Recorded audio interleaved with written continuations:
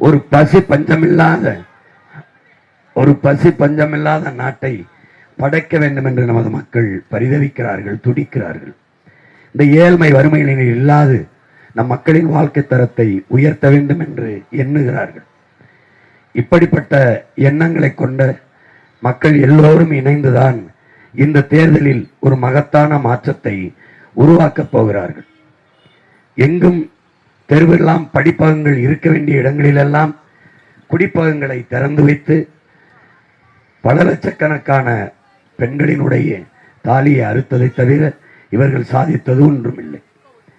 மக்களை குடிநோயாளிகளாக்கி கிட்டத்தட்ட 2 கோடி மக்களுக்கு மேல் குடிக்கிற பழக்கத்திற்கு அடிமையாகி அவர்களை குடிக்க வைத்து வருகிற வருவாயை வைத்து அந்த வருமானத்தை வைத்து ஆட்சி நடத்துவது எவ்வளவு அவமானகரமானது என்பதை அறிவு சமூகம் சிந்தித்து பார்க்க வேண்டும். படிக்க வைத்து படிப்பிற்கேற்ப வேலை கொடுத்து உழைக்க வைத்து அந்த உழைப்பிலிருந்து உற்பத்தியை பெருக்கி வருவாயை பெருக்கி ஒரு நாட்டை வளர்த்து எடுப்பதுதான் ஆக சிறந்த ஒரு நாட்டின் நிர்வாகம். அதுதான் சரியான நாடு. அப்படிப்பட்ட வளர்ச்சி தான் ஆரோக்கியமான வளர்ச்சி. ஆனால் அப்படி இல்லை. இங்கே உழைக்கிற திறனற்று போக செய்கிறது, சிந்திக்கிற திறனற்று போக செய்கிறது. உடல் வலிமையற்று உடல் உறுப்புகள் எல்லாம் சிதைந்தழிய காரணமாக இருக்கிற மதுவை, இந்த நாட்டில் நிகழ்கிற குற்றச் செயல்கள், வன்புணர்வு கொலைகள், திருட்டு கொலை எல்லாவற்றுக்குமான அடிப்படை காரணமாக இருக்கிறது இந்த போதை தான். அது திரவ போதை, ஒன்று திடப்போதை. இந்த கஞ்சா, அவின், கொக்கைன் போன்ற திடப்போதைகள், இங்கே டாஸ்மார்க்கில் விற்கிற சாராயம், இந்த ரம்மு, விஸ்கி, ஜின்னு போன்ற திரவ போதைகள். இந்த இதை அரசை அங்கீகரித்து அனுமதித்து விற்பதுதான் பெருத்தவமான மிகப்பெரிய கொடுமை. இதை மாற்ற வேண்டும் என்று நினைக்கிற மக்கள் எல்லாம் இந்த தேர்தலை எதிர்கொள்கிறார்கள்.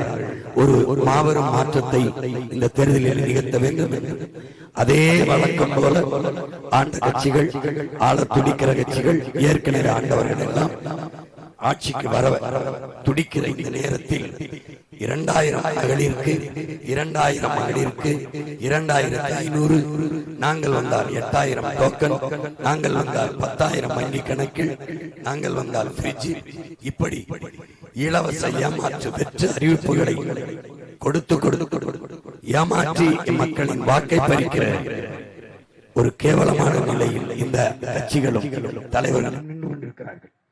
ஒரு நேர்மையாளன் எதற்காக இத்தனை கட்சிகளை கூட்டணி சேர்த்துக் கொண்டு தேர்தலை சந்திக்க வேண்டும்? நல்லாட்சி கொடுத்தவர்கள் எதற்கு இலவச அறிவிப்புகளை அறிவிக்க வேண்டும்? ஒரு நல்லாட்சி கொடுத்தவர்கள் எதற்காக வாக்குக்கு காசு கொடுக்க வேண்டும்? எதற்காக? ஆட்சியின் சாதனைகளை சொல்லி வாக்கு கேட்க முடியும் என்றால் எதற்கு ஓட்டுக்கு காசு? ஆட்சியின் சிறப்புகளை சொல்லி வாக்கு கேட்க முடியும் என்றால் எதற்காக இலவச அறிவிப்பு? என் மக்கள் இப்போது கேள்வி எழுப்ப தொடங்குகிறார்கள். 2000 கொடுக்கிறீர்கள், 8000 கொடுக்கிறீர்கள், 5000 வங்கி கணக்கில் போடுகிறீர்கள், அந்த பணத்தை எங்கிருந்து எடுக்கிறீர்கள் என்று கேள்வி எழுப்ப தொடங்கி இருக்கிறார்கள். இலவசம் எங்களுக்கு கொடுக்கும் போது இலவசம், நீங்கள் கடையில் வாங்கும் போது உங்களுக்கும் இலவசமாக தந்தார்களா என்றால் இல்லை. பணம் கொடுத்து வாங்கினீர்கள், அந்த பணத்தை எங்கிருந்து எடுத்தீர்கள்? ஒன்று எங்களிடமிருந்து வரியாக பெற்றீர்கள், இல்லை என்றால் கடன் வாங்கினீர்கள், கடன் பெற்றீர்கள். கடன் வாங்கும் போது எதை அடமானமாக வைத்தீர்கள்?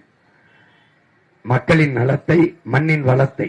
எங்களை பெற்றவன் வீட்டை அடமானம் வைக்கும் போது, நிலத்தை அடமானம் வைப்பது போது, அதுபோல நீங்கள் மக்களின் நலத்தையும் நிலத்தையும் நாட்டையும் அடமானம் வைத்து 10 லட்சம் கோடி கடனை பெற்றிருக்கிறீர்கள். இந்த கடனை பெற்று இந்த நாட்டில் நிறைவேற்றிய ஒரே ஒரு நலத்திட்டம் இந்த நாட்டின் ஆட்சியாளர்களால், இதுவரைக்கும் இருந்த அமைச்சர்களால் சொல்ல முடியுமா என்றால் இல்லை. நல்ல கல்வியை கொடுத்தேன், நல்ல மருத்துவம் கொடுத்தேன், தடையற்ற மின்சாரம் கொடுத்தேன், குடிக்க நல்ல நீர் கொடுத்தேன். எது ஒன்றையும் சொல்ல முடியாது இவர்களால். எது ஒன்றையும் சொல்ல முடியாது. எப்படி ஒரு தலைவன் நின்று பேசுகிறான் என்றால் மக்கள் சென்று போய் என்ன கருத்தை பேசுகிறார்கள் என்று கேட்க பேரார்வம் கொண்டு நிற்க வேண்டும். நம் நலன் சார்ந்து, நம் எதிர்காலம் சார்ந்து என்ன பேசுகிறார்கள் என்று கேட்க கூட வேண்டும் தன்னார்வத்தோடு. ஆனால் அப்படி இல்லை. 200 ரூபாய் 300 ரூபாய் கொடுத்து சாப்பாடு கொடுத்து சாராயம் கொடுத்து வண்டியிலே மந்தைகளை போல ஏற்றி கொண்டு போய் குவித்து பேசிக் கொண்டிருக்கும் போதே பாதி பேர் கலைஞ்சு போய் விடுகிறார்கள். கடைசியாக நாற்காலியை பார்த்து பேசிக் கொண்டிருக்கிறார்கள். அவர்களுக்கு தெரிகிறது நம் தத்துவம் செத்து போனது, நம் கோட்பாடு என்றோ இறந்து போனது. மக்கள் நம்மளை பார்க்க வரவில்லை, கேட்க வரவில்லை. அதனால் வாக்குக்கு காசு கொடுத்து தான் வெல்ல முடியும் என்கிற நிலை இந்த நாட்டில் உருவாகி போனது அவர்களுக்கு. இதையெல்லாம் துடைத்து எரிந்து இந்த நாட்டில் ஒரு தூய அரசியலை உருவாக்க வேண்டும் என்று உங்கள் பிள்ளைகள் நினைக்கிறோம். நாங்கள் மகத்தான கனவை சுமந்து வந்த பிள்ளைகள். உலகத்தின் தலை சிறந்த நாடாக என் நாடை மாற்றி படைக்க வேண்டும் என்ற கனவோடு வந்த பிள்ளைகள். அந்த கனவை காகிதத்தில் எழுதி தந்தோம். படிக்கிற பழக்கம் குறைவாக இருந்ததால் என் மக்கள் அதை படிக்கவில்லை, என் தம்பி தங்கைகளும் படிக்கவில்லை. படித்தவர்கள் எங்களை விட்டு எங்கும் செல்லவில்லை. 36 லட்சம் மக்கள் எங்களுக்கு இந்திய நாட்டை யாராவது என்ற தேர்தலிலே வாக்கை செலுத்தி 3வது பெரு கட்சியாக இந்த நாட்டிலே எங்கள் வளர்த்து எடுத்தார்கள். தனித்து நின்று ஒரு கட்சி அங்கீகாரம் பெற்றது, முழுமையான இசைவு பெற்று ஒரு மாநில கட்சியாக வந்தது என்றால் அது நாம் தமிழர் கட்சி தான். அந்த நிலைக்கு எமது மக்கள் கொண்டு சென்றார்கள்.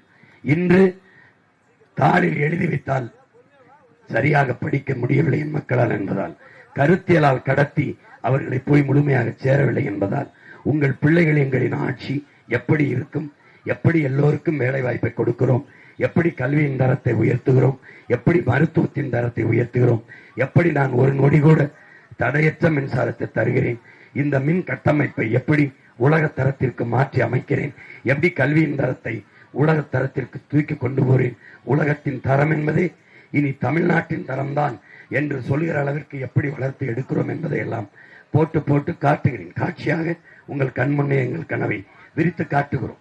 நாங்கள் எப்படி எல்லோருக்குமான வேலை வாய்ப்பை தருவோம், படித்தவர் படிக்காதவர் அனைவருக்குமான வேலை வாய்ப்பை எப்படி கொடுக்கிறோம் என்பதை இந்த தேர்தல் களத்திலே காட்சிப்படுத்தி உங்கள் பிள்ளைகள் உங்களுக்கு காட்டுகிறோம்.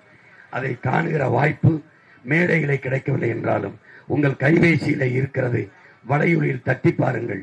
நாம் தமிழர் கட்சியின் ஆட்சி எப்படி இருக்கும் என்பதை உங்கள் பிள்ளைகள் போட்டு போட்டு காட்டுகிறோம். இது சரியாக இருக்கும்.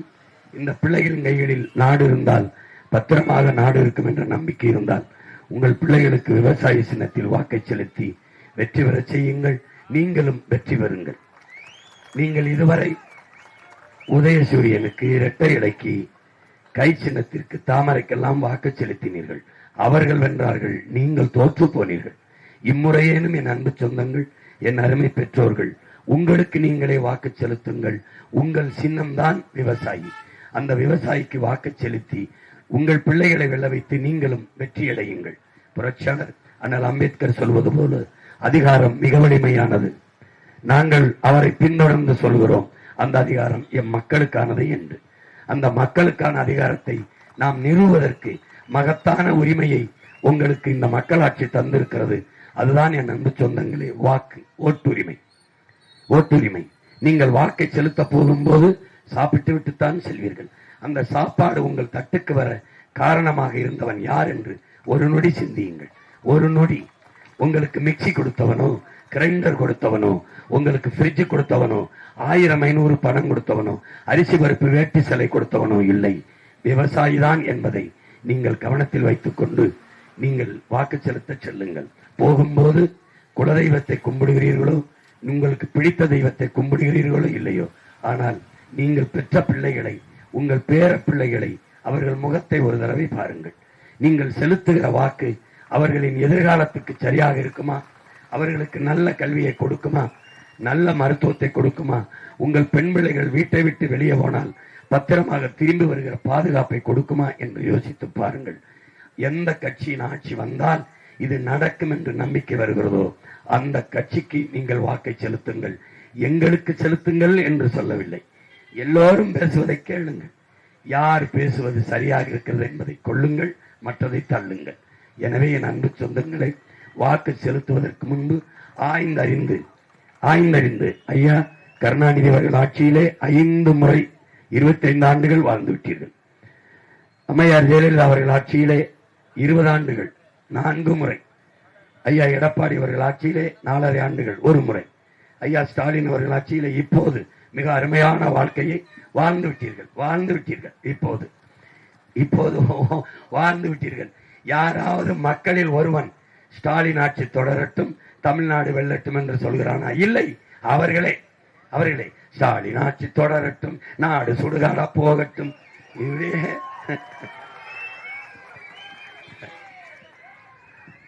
எனவே என் அன்பு சொந்தங்களே, எல்லோருக்கும் வாக்கு செலுத்தி விட்டீர்கள், நாட்டை கொடுத்து விட்டீர்கள்.